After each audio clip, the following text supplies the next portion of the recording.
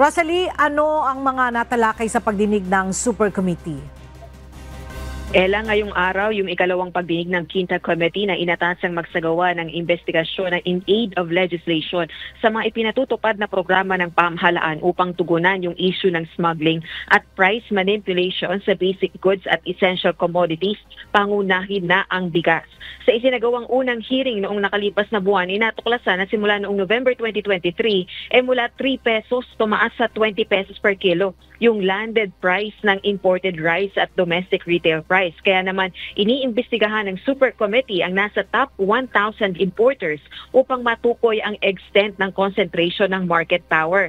Batay kasi sa ulat ay nasa 36% ng total imports ang top 10 rice importers. Sa kabila rin ng pagtaas ng stocks ng bigas sa bansa, mataas pa rin ang presyo ng staple food. Panawagan ng mga miyembro ng Quintacom sa mga ahensya ng pamahalaang ang mandato ay magpatupad ng mga hakbang para bantayan yung presyo ng mga pangunahing bilihin, gawin yung kanilang trabaho. Ito ay lalo na't may malinaw anilang sabuatan sa pagitan ng rice importers at traders para i-manipulate ang presyo ng bigas.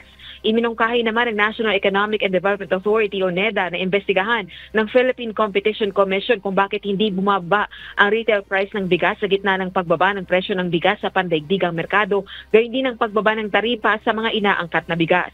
Binubuo ang Super Committee o Quintacom ng Ways and Means, Trade and Industry, Agriculture and Food, Social Services at Special Committee on Food. Balik sa iyo, Ella. Maraming salamat, Rosalie Coz, live na nag-uulat mula sa House of Representatives.